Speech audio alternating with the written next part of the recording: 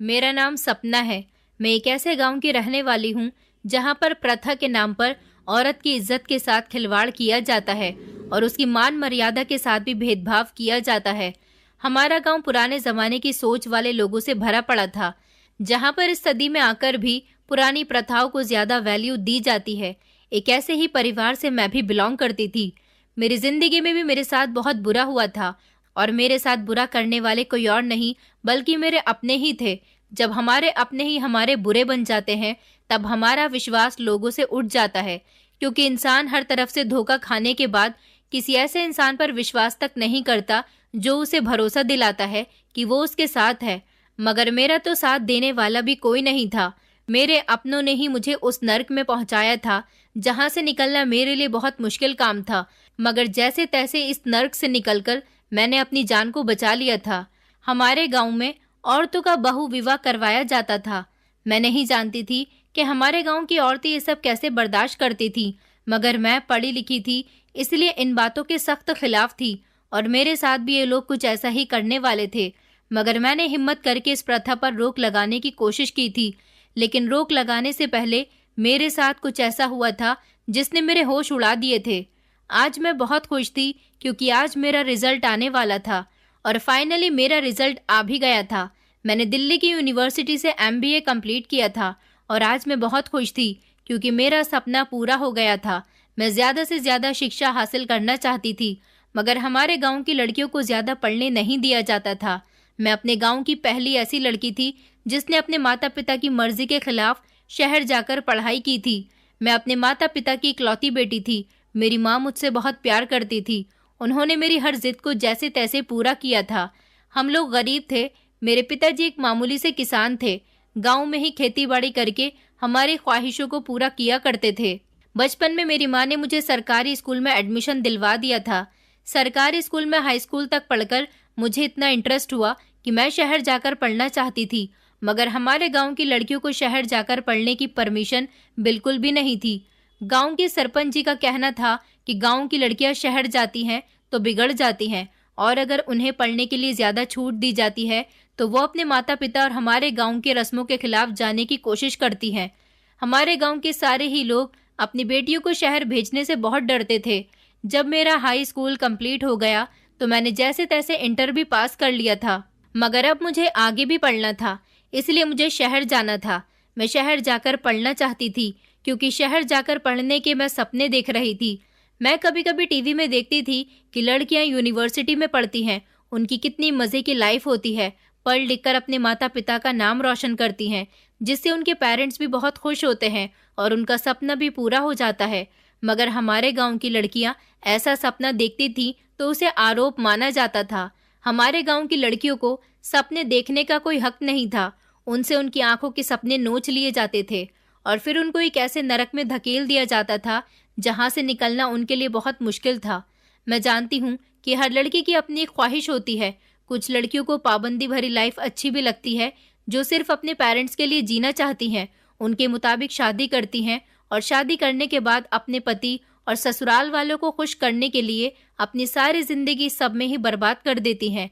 इस बीच उनकी जिंदगी में सिर्फ एक ही चीज़ मिसिंग रहती है, जो कि उनकी लाइफ की एंजॉयमेंट होती है। पेरेंट्स की मर्जी के मुताबिक शादी की, पति के घर जाकर उसके घर वालों का और उसका ख्याल रखा, बच्चे पैदा किए और फिर बच्चों का ख्याल रखा। इस सब के बीच औरत अपना ख्याल रखना तो भूल ही जाती है। ये वो औरतें होती हैं जो अपनी जिंदगी को दूसरों के नाम कर देती हैं, और कुछ लड़कियां ऐसी होती हैं जो जिंदगी को अपने मुताबिक जीना चाहती हैं। वो जब पैदा होती हैं तो अपनी आंखों में एक चमकता हुआ सपना लेकर पैदा होती हैं, जिसे वो साकार करना चाहती हैं। मगर कुछ के पेरेंट्स उनका साथ देकर उनका सपना पूरा करवा देते हैं और कुछ के पेरेंट्स उनकी शादी करवाकर उनके सपनों को दबा देते हैं। मैं इन सारी लड़कियों में से बिल्कुल अलग थी। मैं अपनी आंखों में जिस सपने को लेकर पैदा हुई थी उस सपने को जैसे तैसे पूरा करना चाहती थी। इस सब के बीच मैंने अपने पेरेंट्स की भी खुशी नहीं देखी थी। मेरा टारगेट सिर्फ इतना था कि मैं इतनी एजुकेशन हासिल करूं कि आगे चलकर मैं शहर में अच्छी कंपनी की पोस्ट पर नौकरी कर सकूं, क्योंकि एजुकेशन के साथ साथ मेरा सपना जॉब करने का भी था। मैं जॉब करके अपने सपने को पूरा करना चाहती थी, अपने दिल को तसल्ली देना चाहती और अपने माता पिता का साथ देना चाहती थी। उनकी जिंदगी को आसान बनाना चाहती थी, उनको उस पुराने ख्यालातों वाले गांव से निकालना चाहती थी, क्योंकि हमारे गांव में रहने पर तो हमें कभी भी कुछ हासिल नहीं होने वाला था। इस गांव में सरपंच के फैसले का बहुत मान रखा जाता था। सरपंच के आगे मजाल थी कि कोई गांव वाला कुछ बोल सके। मेरे पिताजी तो वैसे भी एक मामूली से किसान थे, तो फिर उनकी क्या सरपंच के आगे चलनी थी। लेकिन मैं बड़ी जिद्दी थी। बचपन से ही मुझे अपनी जिद मनवाने का पूरा शौक था। मैंने अपने पिताजी से शहर जाने की जिद की कि मैं शहर जाकर पढ़ना चाहती हूँ। मेरी सोच के मुताबिक मेरे पिताजी ने मुझे साफ इनकार कर दिया था, क्योंकि वो भी इस गांव के फैसले को, इस गांव की मान मर्यादा को, यहाँ के रीति रिवाजों को, यहाँ की प्रथाओं को बहुत ज्यादा मानते थे। इसीलिए मुझे उनके आगे जिद करनी पड़ी। मेरे पिताजी ने माँ से कहा था कि तुम्हारी बेटी की ये जिद मुझे बिल्कुल अच्छी नहीं लगी। मैं गरीब इंसान हूँ, आखिर कब तक इसको पढ़ाऊंगा। एक न एक दिन मुझे इसकी शादी भी तो करनी है, इसका दहेज भी तो बनाना है। क्या सारे पैसे मैं इसकी पढ़ाई पर ही खर्च कर दूं? मेरी माँ उनको समझाती थी कि देखो, हमारी बेटी अपनी आंखों में सपने लेकर पैदा हुई है। वो हमारे लिए जिंदगी को आसान बनाना चाहती है। तुम उसके मुताबिक चलोगे तो वो हमें एक नई उम्मीद देगी। मेरे पिताजी माँ से कहते थे कि हमें उम्मीद बेटियों से नहीं बल्कि बेटों से लगानी चाहिए। हमारा गांव इस बात की इजाजत बिल्कुल भी नहीं देता कि हम बेटियों से नौकरी करवाएं, और तुम इस बात को यहीं रोक दो। आगे कभी तुम्हारे मुंह से ये बात नहीं निकलनी चाहिए कि हमारी बेटी पढ़ने के बाद नौकरी करना चाहती है। गांव के लोगों को अगर ये बात पता चल गई तो बहुत बड़ी परेशानी आ जाएगी। और अपनी बेटी को तुम साफ साफ इनकार कर दो। मैं किसी भी हाल में उसे शहर नहीं भेजूंगा। उससे कहो कि अपनी पढ़ाई पर रोक लगाए। बस उसने यहाँ के सरकारी स्कूल से इंटर कर लिया, वही बहुत है। अब ना तो शहर जाकर पढ़ने वाली जिद उसकी पूरी होगी और ना ही नौकरी करने वाली। बस अब वो जवान हो गई है और उसके रिश्ते भी आने शुरू हो गए हैं। मैं उसका कहीं से अच्छा रिश्ता देखकर उसकी जल्द से जल्द शादी करवा दूंगा। मेरी माँ पिताजी के मुंह से ये बात सुनकर खामोश हो गई थी, क्योंकि पिताजी के सामने तो वो भी कुछ नहीं कहती थी। उन्होंने भी हमेशा अपने पति के आगे सर झुकाया था, मगर जैसे तैसे मैंने भी अपने पिताजी को शहर जाने के लिए मना ही लिया था। मेरे पिताजी गांव के सरपंच जी से बहुत डरते थे, इसलिए गांव के लोगों को उन्होंने यही बताया था कि उनकी बेटी कुछ दिनों के लिए शहर उनके किसी रिश्तेदार के यहाँ रहने के लिए जा रही है। मेरे पिताजी और मेरी माँ ने गांव वालों से क्या झूठ बोला था, क्या नहीं, मुझे इस बात से कोई मतलब नहीं था। मुझे तो सिर्फ अपनी पढ़ाई पर ध्यान देना था, और मैं अपनी पढ़ाई पूरी करने के लिए दिल्ली यूनिवर्सिटी चली गई थी। और वहां जाने के बाद मैं वहीं पर हॉस्टल में रहने लगी थी। मुझे अपनी पढ़ाई पूरी करने में लगभग 5 साल लग गए थे। 5 साल बाद मैं अपनी पढ़ाई पूरी करने के बाद जब घर वापस आई तो बहुत ज्यादा खुश थी। मगर गांव में आने के बाद मैंने देखा कि गांव के माहौल में बिल्कुल भी बदलाव नहीं आया था। ये 5 साल मेरे माता पिता ने मेरे बिना गुजारे थे, और मैंने भी उनके बिना गुजारे थे। उन लोगों को मेरी याद तो बहुत आई थी, मगर वो लोग मेरी जिद के आगे हार मान चुके थे। मेरी उनसे फोन पर हर रोज बात होती थी। अब मेरा सपना था कि मैं नौकरी करना चाहती थी। मैंने गांव आने के बाद अपने पिताजी से इस बारे में बात की तो उन्होंने मेरे आगे हाथ जोड़ दिए थे और कहने लगे कि मुझे माफ कर दे बेटी, मैं तेरी ये जिद कभी भी पूरी नहीं कर सकता। तू नहीं जानती कि ये 5 साल मैंने किस तरह गांव वालों से झूठ बोल बोल कर गुजारे हैं। पिताजी ने बताया कि गांव के सरपंच को शक हो गया था कि तू शहर में पढ़ने के लिए गई है, मगर उसको मैंने कैसे संभाला है ये मैं ही जानता हूँ। अब मैं नहीं चाहता कि तू शहर जाकर नौकरी भी करे। अगर सरपंच को और गांव में किसी को भी कानों कान इस बात की खबर भी लग गई तो हम लोगों को गांव से बाहर निकाल दिया जाएगा, क्योंकि तू अच्छी तरह से जानती है हमारे गांव की लड़कियां ना तो ज्यादा पढ़ती हैं और ना ही उन्हें नौकरी करने की परमिशन दी जाती है। हमारे गांव की लड़कियों को सिर्फ और सिर्फ अपनी गृहस्थी संभालने के लिए जल्द से जल्द उनकी शादी करवा दी जाती है। अब मैं तेरी किसी बात को नहीं सुनूंगा। बस मैं तेरी जल्द से जल्द शादी करना चाहता हूँ, और अब मैं तेरे लिए रिश्ते तलाश कर रहा हूँ ताकि तेरी शादी करके मैं चैन सुकून से अपनी जिंदगी गुजार सकूं। अपने पिता की बात सुनकर मैं बहुत निराश हो गई थी, क्योंकि मैं अभी इतनी जल्दी शादी नहीं करना चाहती थी। मगर पता नहीं मेरे पिताजी को क्या हो गया था। इस बार उन्होंने मेरी किसी भी बात को ना मानने की ठान ली थी। मेरी माँ भी अब मुझे बहुत समझा रही थी। उन्होंने कहा था कि बेटी, गांव वाले हम पर तुम्हारी शादी का दबाव बना रहे हैं, क्योंकि तुम्हारी उम्र की लड़कियों की शादी हो चुकी है और उनके पास तो एक एक बच्चा भी है। हम भी यही चाहते हैं कि तुम्हारी शादी हो जाए ताकि गांव में हमारे लोगों के सामने नाक न कटे। मैं बहुत परेशान हो रही थी। मैं अपने गांव की इस रस्म को खत्म करना चाहती थी कि लड़कियों की शादी कम उम्र में नहीं होनी चाहिए। उन्हें उनकी जिंदगी गुजारने के लिए थोड़ा स्पेस देना चाहिए, मगर गांव के रिवाजों के खिलाफ आज तक कोई भी नहीं जा सका था, तो फिर मैं भी कुछ नहीं कर सकती थी। मेरे पिताजी ने मेरे लिए रिश्ते तलाश करना शुरू कर दिए थे। मैं अपने पिताजी और माँ को बहुत समझा रही थी, मगर वो लोग मेरी कोई बात सुनने के लिए तैयार ही नहीं थे। उल्टा वो लोग मुझसे यही कहते थे कि अब तुम खामोशी से शादी कर लो, क्योंकि हमने सारी जिंदगी तुम्हारी बात मानी है। अब तुम अपने माता पिता की इज्जत को मिट्टी में मत मिलाओ और हमारी बात मानकर खुशी खुशी अपने ससुराल की हो जाओ। मेरे पास अब अपने माता पिता की बात मानने के अलावा और कोई चारा नहीं था, क्योंकि वो लोग मुझे काफी इमोशनली ब्लैकमेल कर चुके थे। हमारे गांव की लड़कियों को तो इतनी भी परमिशन नहीं थी कि वो अपनी किसी पसंद के लड़के से शादी कर सकें। हमारे गांव में मोहब्बत के खिलाफ आवाज उठाई जाती थी। जो लड़का लड़की एक दूसरे से प्रेम करते थे, उन दोनों को कड़ी से कड़ी सजा दी जाती थी। या फिर लड़का लड़की गांव से भागकर शादी कर लिया करते थे, तो उनके माता पिता को कड़ी सजा दी जाती थी। उनके माता पिता सारी जिंदगी अपने बच्चों को कोसते रहते थे। अगर लड़का लड़की हाथ भी लग जाते थे तो उनको मौके पर ही मार दिया जाता था और उनकी लाश को जंगलों में फेंक दिया जाता था, क्योंकि ऐसा करने से गांव की इज्जत पर दाग लग जाता था। ये सब कुछ हमारे गांव के सरपंच का कहना था। इसलिए हमारे गांव में बहुत कम केसेस ऐसे होते थे जो लड़का लड़की एक दूसरे से प्रेम करते हों। मैं तो इन बातों में थी ही नहीं। मैंने शुरू से ही अपनी पढ़ाई पर ध्यान दिया था और यही मेरा लक्ष्य था। अब मुझे अपने सारे सपने टूटते हुए नजर आ रहे थे, मगर मैं क्या कर सकती थी। मुझे भी अपने माता पिता की जान की बहुत परवाह थी, उनकी इज्जत का बहुत ख्याल था। इसीलिए मैंने अपना सर झुका दिया था और जहां वो लोग मेरी शादी करवाने जा रहे थे, मैं खामोशी से वहां पर शादी करने के लिए तैयार थी। मेरे पिताजी ने बड़ी मेहनत से मुझे पढ़ाया लिखाया था और अब उन्होंने मेरी शादी के लिए मेरा काफी सारा दहेज भी इकट्ठा कर लिया था और अपने सपनों को अपने ही दिल में दबाकर मैं अपनी ससुराल को चली गई थी। मैंने अपनी ससुराल के लोगों की तारीफ गांव वालों से बहुत सुनी थी। लोग मुझे खुशकिस्मत समझ रहे थे कि मैं गांव के जमींदार के बेटे के यहाँ शादी करके जा रही हूँ और उनके घर की बहू बन रही हूँ। मेरे ससुराल में मेरे सास ससुर और मेरे पति के अलावा सिर्फ एक देवर था। मेरे ससुराल का घर काफी बड़ा था। यहाँ पर एक नौकरानी भी काम करती थी, उसका नाम सरला था। मैं ये देखकर चौंक गई थी कि सरला की उम्र सिर्फ 16 साल थी और वो इस घर के सारे काम किया करती थी। मेरा पति घर का सबसे बड़ा बेटा था। शादी की रात जब मेरा पति कमरे में आया तो उसने अपना हक मुझसे ले लिया था, मगर मुझे सोच सोच कर अफसोस हो रहा था कि मेरे पेरेंट्स ने मेरी शादी ये कैसे इंसान के साथ करवाई थी जो कि बिल्कुल भी पढ़ा लिखा नहीं था। उसकी बोली से साफ लगता था कि वो पढ़ा लिखा नहीं है। अब जैसा भी था, जो भी था, वही मेरा पति था और मुझे उसके साथ ही अपनी जिंदगी को गुजारना था। इसीलिए मैं खामोश रही। मेरी सास मुझसे घर के सारे कामकाज करवाती थी। खुद तो वो सारा दिन गांव की औरतों के साथ बातें करने में लगी रहती थी और मुझे घर की सारी जिम्मेदारी दे दी थी। मैं और सरला घर के सारे काम किया करते थे।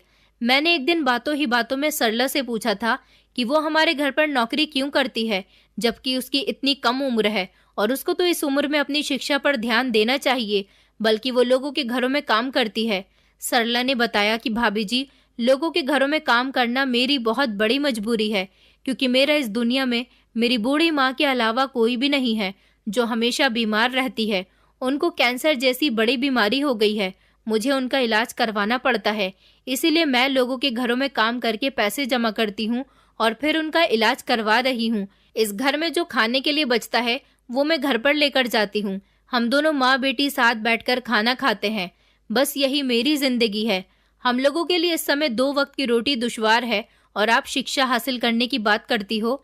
मैं सरला की बातें सुनकर खामोश हो गई थी।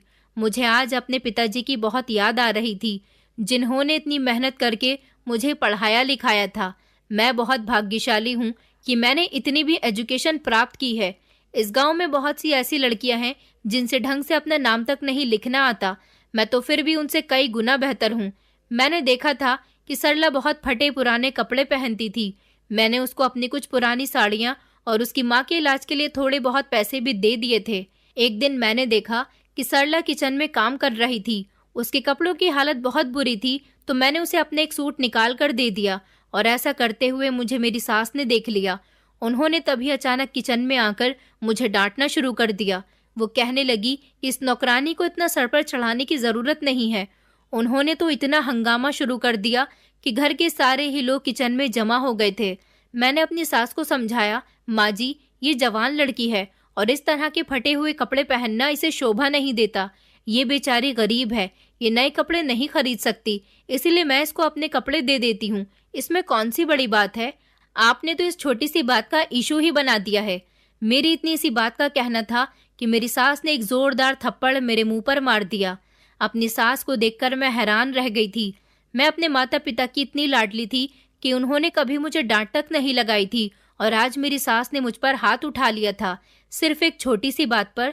मेरे पति ने भी मुझे डांटना शुरू कर दिया था कि तुम हमारे घर की बहू हो, बहू बनकर ही रहो, मालकिन बनने की जरूरत नहीं है। किसके साथ क्या करना है और किसको कितने कपड़े देने हैं, ये सब कुछ मेरी माँ देखती है। तुम्हें इस घर में अपनी मर्जी के मुताबिक कुछ भी करने की परमिशन नहीं है। मेरे पति ने सरला की तरफ देखते हुए कहा कि इस पैर की जूती को अपने सर पर बिठाने की तुम्हें कोई जरूरत नहीं है, इसलिए आइंदा ध्यान रखना। सरला को भी मेरी सास ने डांटकर उसके काम में लगने के लिए कह दिया था और मुझे अपने कमरे में आने को कहा था। अपने ससुराल वालों का ऐसा बिहेवियर देखकर मैं अचानक चौंक सी गई थी। मेरी आंखों में आंसू आ गए थे। मैं सबके सामने कुछ नहीं बोल पाई थी, क्योंकि आज पहली बार मुझे ऐसा लगा था कि इन लोगों ने मेरी इंसल्ट की है। मैं किचन में खड़े होकर रोने लगी थी। तभी सरला ने मुझे तसल्ली दी और कहने लगी कि भाभी, आप रोना बंद करो। मुझे तो हैरानी होती है कि आप जैसी इतनी समझदार और पढ़ी लिखी लड़की आखिर इस घर में कैसे आ गई। आपको नहीं पता, ये लोग इंसान नहीं जानवर हैं। आप इन लोगों की हरकतें नहीं जानती हो। सरला की बात सुनकर मैंने चौंकते हुए उसके चेहरे की तरफ देखा था। तभी अचानक मेरी सास की आवाज आई थी। वो कहने लगी कि कहाँ मर गई है बहू, तुझे अपने कमरे में आने के लिए कहा था ना। सरला कहने लगी, भाभी, आप जल्दी से बड़ी मालकिन के कमरे में चली जाओ, वरना बहुत बड़ी मुसीबत आ जाएगी। मैं अपनी आंखों में आंसू लेकर अपनी सास के कमरे में आई तो उन्होंने मुझे अपने पैर दबाने के लिए कहा था, और ना जाने कितने घंटों मैं अपनी सास के पैर दबाती रही थी। इस घर में मुझ में और सरला में कोई फर्क नहीं था। वो भी एक नौकरानी थी और मैं इस घर की बहू होते हुए भी नौकरानी थी। दिन ब दिन इन लोगों के राज मेरी आंखों के सामने आते जा रहे थे। गांव वाले जितना मेरे ससुराल वालों की तारीफ कर रहे थे, उनमें से एक भी क्वालिटी इन लोगों के अंदर नहीं थी। हाँ, इतना जरूर था कि मेरे ससुर पुराने जमींदार और अमीर इंसान थे। मेरे ससुर और उनके दोनों बेटे रात को एक साथ बैठकर शराब पिया करते थे, और मेरा पति शराब पीने के बाद जब कमरे में आता तो मेरे साथ अपनी हवस पूरी करता था। ये सारी बातें मेरे लिए बर्दाश्त करने काबिल नहीं थी। इन लोगों ने मुझे अभी तक मेरे मायके भी जाने नहीं दिया था। मैं अपने मायके जाना चाहती थी।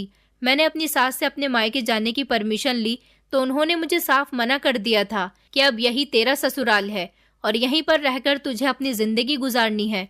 मैंने अपनी सास से कहा कि ये क्या बात है, आप मुझे यहाँ अपने बेटे की बहू बनाकर लाई हो, आपने मुझे मेरे पेरेंट्स से खरीदा नहीं है। मेरी बात सुनकर मेरी सास बैठे से खड़ी हो गई थी और उन्होंने जबरन मेरे बाल पकड़कर खींच लिए और कहने लगी कि हमें पता है कि तू पढ़ी लिखी है, इसलिए हमारे आगे ज्यादा जबान चलाने की जरूरत नहीं है। मेरी सास ने मुझे डांट डपट कर कमरे में भेज दिया था। मुझे यहाँ पर मोबाइल भी नहीं दिया गया था जिसके थ्रू मैं अपने पेरेंट्स से बात कर सकूं। न जाने क्यों।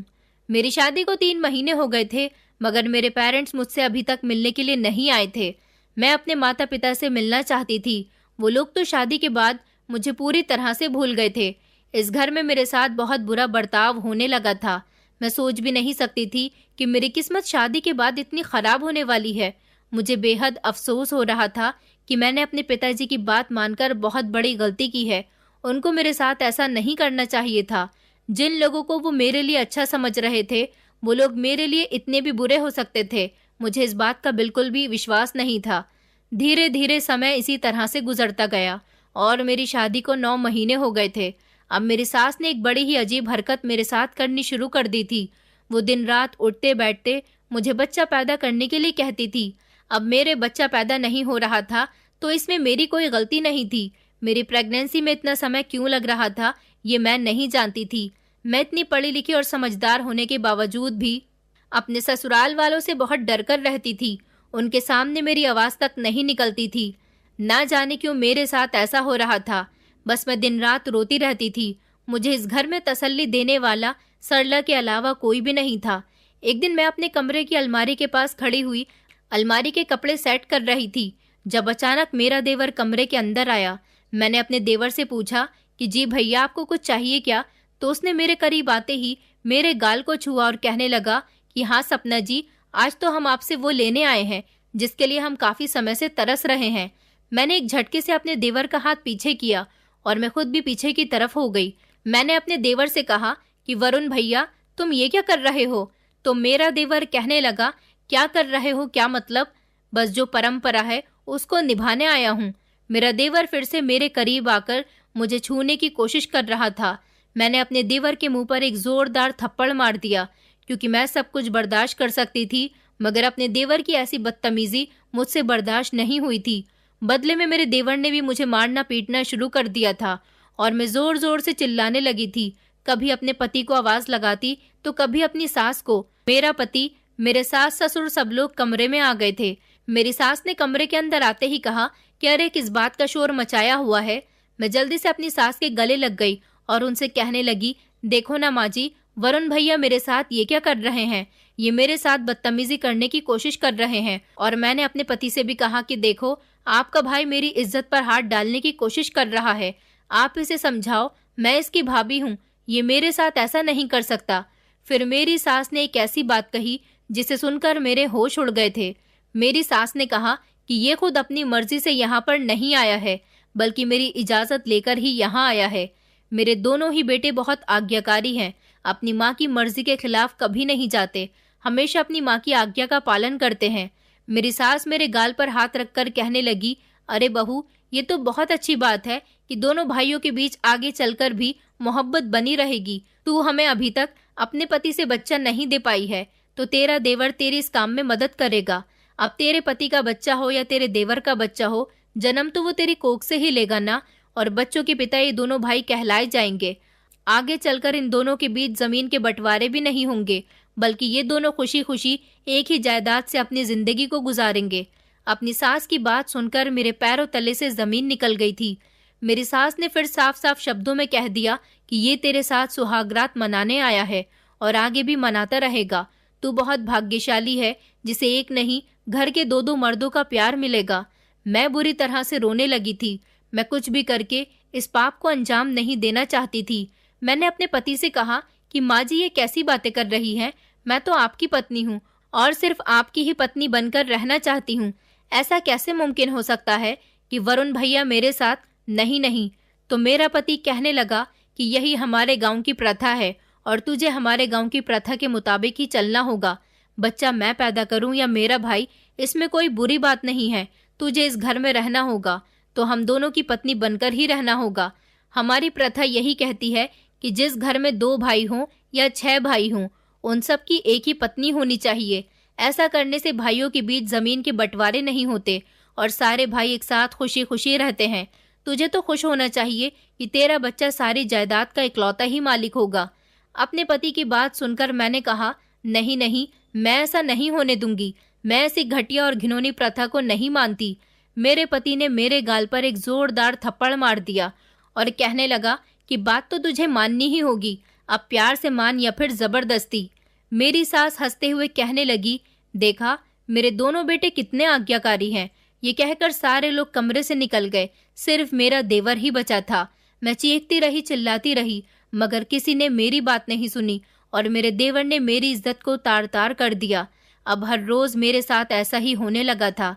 पहले मेरा पति मेरे साथ अपनी हवस को पूरी करता और फिर थोड़ी देर के बाद मेरा देवर आ जाता था। मुझे अपनी जिंदगी बुरी लगने लगी थी। मैं इस घिनौनी प्रथा का लगातार शिकार हो रही थी। मुझे अपनी जिंदगी से नफरत होने लगी थी। बस मुझे किसी तरह अपने माता पिता की तलाश थी। मैं उनसे सवाल करना चाहती थी कि आखिर आप लोगों ने मेरी शादी इस घर में क्यों करवाई? आप लोग अपने गांव की प्रथाओं को अच्छी तरह से जानते थे, तो फिर आपने अपनी बेटी को इस प्रथा का शिकार होने के लिए क्यों छोड़ दिया? मैं बड़ी ही मुसीबत भरी जिंदगी गुजार रही थी। फिर मुझे एक ऐसी खबर मिली जिसने मुझे चौंकाकर रख दिया था। मैं गर्भवती थी।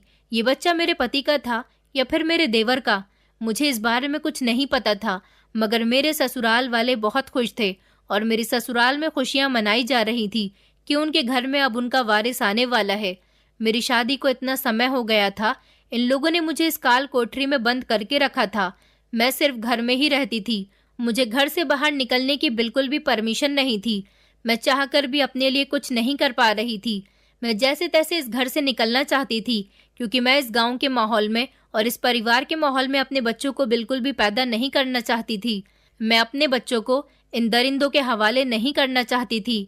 मेरा तीसरा महीना चल रहा था और मेरी कंडीशन ठीक नहीं थी, क्योंकि इस घर में मुझ पर काम का लोड बहुत ज्यादा था। एक दिन मैं अपने कमरे में आराम करने के लिए जा ही रही थी, तभी अचानक मुझे किचन से सरला के जोर जोर से चीखने की आवाज आई। मैं जैसे ही किचन की तरफ भागी तो ये देखकर मेरे होश उड़ गए थे कि मेरे ससुर सरला की इज्जत के साथ खिलवाड़ कर रहे थे और वो बेचारी जोर जोर से चीख रही थी। उसकी चीखों पर ना तो मेरी सास आई थी और ना ही मेरे पति और ना ही मेरा देवर। मैंने अपने ससुर जी से सरला को बचाया था और उनसे कहा था कि वो उसके साथ ये सब क्या कर रहे हैं।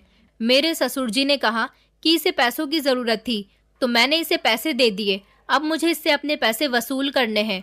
वो मेरे ससुर जी से इतना ज्यादा डर गई थी कि उसने उनको पैसे वापस कर दिए। मैं और सरला एक दूसरे से लिपटकर बहुत रो रहे थे, क्योंकि हम दोनों की कंडीशन एक जैसी ही थी।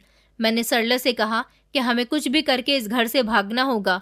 अगर हम यहाँ से नहीं भागे तो हम दोनों की ही जिंदगी यहाँ रहते रहते बर्बाद हो जाएगी। अब तो सरला भी ऐसा ही चाहती थी। इससे पहले वो कई बार इस घर से नौकरी छोड़कर जा चुकी थी, लेकिन मेरा देवर जबरदस्ती उसे यहाँ ले आया था, क्योंकि जब शुरू में वो नौकरी पर लगी थी तो इन लोगों से अपनी माँ के इलाज के लिए पहले ही काफी सारा एडवांस ले चुकी थी। वो पैसे की तरफ से बहुत मजबूर थी, इसीलिए इस घर से नौकरी छोड़कर कहीं और नौकरी पर नहीं लग सकती थी। सरला ने मुझे घर से भागने के लिए एक प्लान बताया था। उसने कहा था कि भाभी, आप इस घर से निकलने के बाद इन लोगों की चंगुल से आजाद हो जाओगी। मेरी क्या है, मैं तो एक गरीब औरत की बेटी हूँ। मेरी इज्जत के साथ तो ये लोग कई बार खिलवाड़ कर चुके हैं, मगर ये बात मैंने अभी तक अपनी माँ को नहीं बताई है। अगर मैंने उनको सब कुछ बता दिया तो वो जीते जी मर जाएंगी। मगर आपके पेट में तो एक नन्ही सी जान पल रही है। आपको इन लोगों से अपनी जान छुड़ानी ही पड़ेगी, क्योंकि बच्चा पैदा हो जाने के बाद ये लोग आपके ऊपर और भी ज्यादा अत्याचार करना शुरू कर देंगे। अभी आपके साथ जो कुछ हुआ है वही सब आगे और बच्चों में भी किया जाएगा। सरला की बात बिल्कुल ठीक थी। मैं सब कुछ आगे और बर्दाश्त नहीं कर सकती थी, इसलिए मैंने और सरला ने इस घर से भागने का फैसला कर लिया था। उसके बाद जो अंजाम होगा देखा जाएगा। फिलहाल तो मुझे इन लोगों से अपनी जान छुड़ानी थी। सरला रात के समय अपने घर चली गई थी, मगर आधी रात के समय वो मुझे यहाँ से भागने में मदद करने के लिए मुझे लेने के लिए आ गई थी। मेरा पति और मेरे ससुराल वाले गहरी नींद में सो रहे थे। मैंने अपना सामान बांध लिया था और मैं खामोशी के साथ धीरे धीरे कदम बढ़ाती हुई घर के दरवाजे तक पहुंची थी। तभी अचानक मेरे कंधे पर किसी ने हाथ रख दिया। सरला घर के बाहर खड़ी हुई मेरा इंतजार कर रही थी। उसने मुझे खिड़की से बाहर आने का इशारा किया था। मैंने जैसे ही पीछे पलटकर देखा तो पीछे मेरी सास थी, जिन्होंने मेरे मुंह पर थप्पड़ मार दिया और कहने लगी कि आधी रात को कहाँ जा रही है। जब उन्होंने मेरे हाथ में बैग देखा तो वो समझ गई थी कि मैं यहाँ से भागने की कोशिश कर रही थी। मेरी सास इतनी देर में शोर मचाने ही वाली थी कि मैंने जल्दी से अपनी सास को जमीन पर जोरदार धक्का दे दिया। वो जमीन पर गिरते ही चीखने चिल्लाने लगी और मैं जल्दी से दरवाजे पर लगे हुए ताले को चाबी से खोलने लगी। ताले की चाबी के बारे में हमेशा मुझे पता रहता था कि वो कहाँ रखी हुई होती है, इसलिए मैंने ताले को जल्दी जल्दी खोलने की कोशिश की ताकि मैं घर से बाहर निकल सकूं। घबराहट की वजह से मेरे हाथ पैर कांप रहे थे, जबकि घर से बाहर खड़ी हुई सरला भी बुरी तरह से घबरा रही थी। इतनी ही देर में मेरा पति आ गया और उसने मुझे पकड़ लिया, क्योंकि मेरी सास चिल्लाते चिल्लाते घर में काफी सारा शोर डाल चुकी थी। उनके शोर की आवाज से सब लोग उठ गए थे। उसके बाद उन सब लोगों ने मुझे बुरी तरह से पीटा, जबकि सरला को पता चल गया था कि मैं पकड़ी गई हूँ, इसलिए वो बाहर से ही भाग गई। मेरे ससुराल वालों ने मुझे घर से भागने पर इतना मारा था कि मेरा मिसकैरेज हो गया था और मेरे शरीर पर काफी सारे घाव के निशान हो गए थे। मैं बुरी तरह से घायल हो चुकी थी और फिर मैं बेहोश हो गई। सुबह जब मेरी आंख खुली तो ये देखकर मैं दंग रह गई कि मैं अस्पताल में मौजूद थी और मेरी आंखों के सामने पुलिस वाले खड़े हुए थे। पुलिस वालों को देखकर मैं अचानक घबरा गई थी। पुलिस वाले मुझसे बयान लेने के लिए आए थे। दरअसल कल रात जो मेरे साथ हादसा हुआ था, जिसमें मेरे ससुराल वालों ने मुझे बुरी तरह से मारा पीटा था, उस हादसे के दौरान सरला आधी रात के समय भागकर अपने घर पर नहीं बल्कि पुलिस स्टेशन चली गई थी और उसने मेरे ससुराल वालों के खिलाफ रिपोर्ट दर्ज करा दी थी। पुलिस जब सरला के साथ मेरे ससुराल पहुंची तो उन लोगों ने मुझे जब इस तरह की गंभीर अवस्था में देखा तो उन्होंने मुझे अस्पताल में भर्ती कराया और मेरे ससुराल वालों को अरेस्ट कर लिया था। अब पुलिस को सिर्फ मेरे बयान का इंतजार था।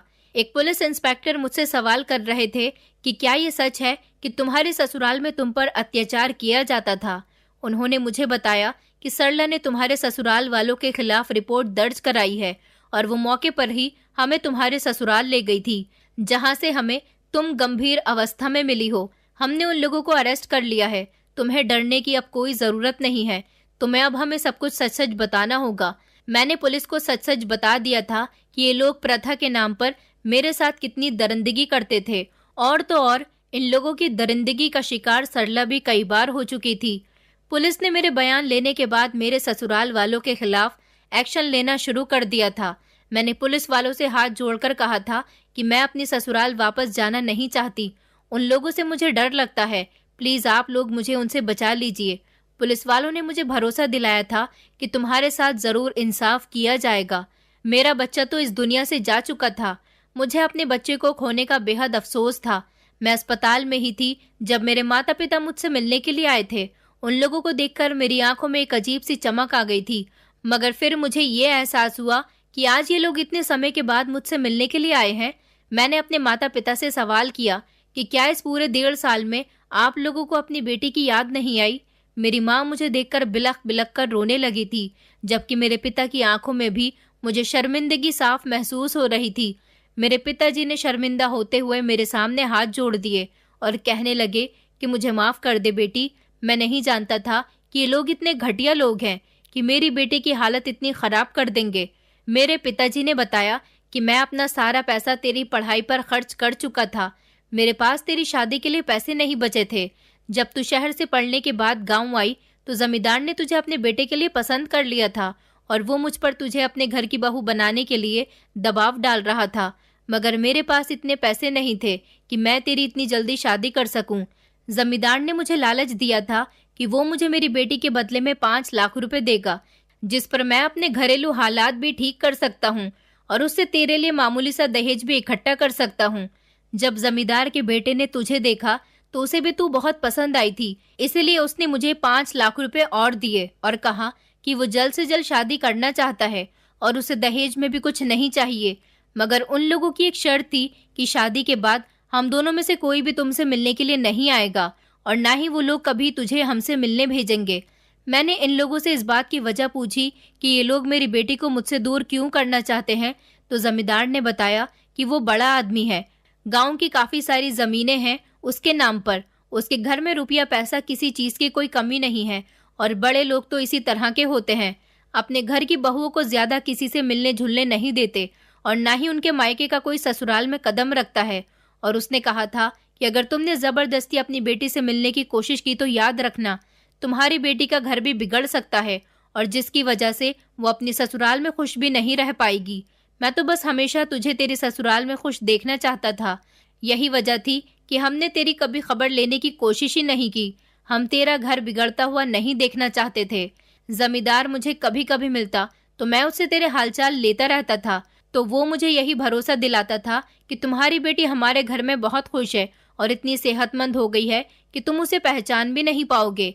तेरे बारे में इतनी अच्छी अच्छी बातें सुनकर मेरे दिल को तसल्ली होती थी कि मेरी बेटी अच्छे परिवार में शादी करके गई है।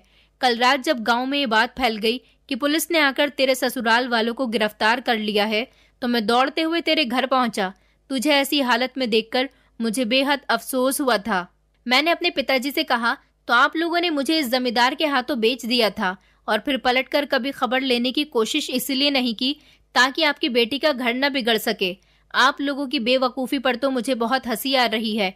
जरा आप लोग दिमाग लगाइए कि जो इंसान शादी से पहले ही शर्त रख रहा है कि वो आपकी बेटी को कभी आपसे नहीं मिलने देगा, तो फिर इस बात की क्या गारंटी है कि उस घर में शादी के बाद आपकी बेटी खुश रहेगी। मेरे पिताजी शर्मिंदगी से मुंह लटकाकर खड़े हुए थे। उनके पास मेरे सवाल का कोई भी जवाब नहीं था। मैंने उन लोगों को अपने ऊपर आप बीती सब कुछ बताई थी, जिसे सुनकर मेरे माता पिता की आंखों से आंसू निकल आए थे। मैंने उनको बताया कि अगर वो नौकरानी सरला हिम्मत नहीं दिखाती तो शायद आपकी बेटी आपको मरी हुई मिलती। उस नौकरानी को मेरी इतनी फिक्र थी कि उसने अपनी जान पर खेलकर मुझे बचाया, लेकिन आप लोग तो मेरे माता पिता थे, फिर भी आपने मुझे उस नर्क में धकेल दिया। मैंने जब अपनी माँ को बताया कि प्रथा के नाम पर मुझे दोनों भाइयों की पत्नी बनाया गया था। आखिर ये हमारे गांव की कैसी प्रथा है जहां पर सारे अत्याचार सिर्फ और सिर्फ औरतों पर ही होते हैं? मेरे माता पिता के पास मेरे सवाल का कोई भी जवाब नहीं था। भगवान की कृपा से मैं बच गई थी और मेरे ससुराल वालों को पुलिस ने अरेस्ट कर लिया था, मगर मैं अब अपने गांव में गांव की औरतों के साथ ये सब कुछ नहीं होने देना चाहती थी। कुछ दिनों के बाद जब मैं रिकवर हुई तो मैंने नौकरी करना शुरू कर दिया और नौकरी करके सबसे पहले सरला की माँ का इलाज करवाया था, मगर उनकी बीमारी ऐसी थी कि वो बेचारी ज्यादा दिन इस दुनिया में नहीं रह सकी और सरला अपने माता पिता के बिना अकेली रह गई थी। मैंने उसका साथ दिया था और उसको अपने घर अपनी बहन बनाकर ले गई थी। मेरे माता पिता ने उसे बेटियों की तरह प्यार दिया। मैं अब शहर में रहकर एक न्यूज चैनल में काम कर रही हूँ और मैंने अपने चैनल के थ्रू अपने गांव की प्रथाओं को इतना ज्यादा बदनाम कर दिया है कि सारे गांव वाले मेरे खिलाफ हो गए हैं। मगर पुलिस के सपोर्ट से और भगवान की कृपा से मैंने अपने गांव की इन घिनौनी प्रथाओं और रीति रिवाजों को अपने गांव से जड़ से उखाड़कर फेंक दिया है। सरपंच जी मेरे इतनी हिम्मत दिखाने पर मुझे गांव से निकालना चाहते थे, क्योंकि उनको लगता था कि मेरी वजह से उनके गांव में बहुत बदनामी हो रही है। लेकिन पुलिस ने मेरा इतना साथ दिया था कि पुलिस सरपंच जी के पीछे पड़ गई थी और सरपंच जी को गांव से पुराने रीति रिवाज और ये प्रथाएं खत्म करनी पड़ गई थी। उन्होंने ऐलान कर दिया था कि जैसे शहर के लोग नॉर्मल जिंदगी जीते हैं, ऐसे ही गांव के लोग भी अब से नॉर्मल लाइफ ही जिएंगे। उन्हें किसी भी रीति रिवाज और प्रथाओं का सामना करने की जरूरत नहीं है। आखिरकार बुराई पर अच्छाई की जीत हुई थी। मेरी कड़ी मेहनत ने गांव की कितनी सारी औरतों पर अत्याचार होने से बचा लिया था। आज मेरे माता पिता खुश होते हैं कि मेरा नौकरी करने का फैसला बिल्कुल सही था। मैं भले ही शहर में रहकर किसी अच्छी कंपनी में नौकरी करना चाहती थी, मगर मैं गांव के रीति रिवाजों को दुनिया के सामने लाना चाहती थी। इसलिए मैंने एक न्यूज चैनल ज्वाइन किया और अपने गांव की एक एक बात लोगों के सामने पेश की, जिस पर शहर के बड़े बड़े नेता और भी काफी न्यूज चैनल हमारे गांव के रस्मों रिवाज के खिलाफ हो गए थे। और फिर इन सब लोगों के सामने हार मानकर सरपंच जी प्रथाओं को खत्म करने पर उतर आए थे। मैं आज भी शहर में रहकर नौकरी कर रही हूँ और रोज ही अपने गांव का आना जाना करती हूँ। सरला मेरी छोटी बहन बनकर मेरे घर में मेरे साथ रह रही है। गांव की बहुत सारी औरतें मुझे आशीर्वाद देती हैं और उनकी ही प्रार्थनाओं का नतीजा है कि मैं आज अपने चैनल में एक कामयाब न्यूज रिपोर्टर हूँ। मेरे माता पिता और गांव वाले मुझ पर गर्व महसूस करते हैं, जबकि मेरे ससुराल वालों को तो इतनी लंबी सजा हुई है कि वो लोग इतनी आसानी से जेल से बाहर नहीं निकल सकते। दोस्तों, उम्मीद करती हूँ आपको हमारी कहानी पसंद आई होगी। कहानी पसंद आई है तो वीडियो को लाइक करें, चैनल पर नए हैं तो चैनल को सब्सक्राइब करें और हाँ, नोटिफिकेशन बेल को जरूर दबाएं ताकि अगली अपडेट सबसे पहले आपको मिले।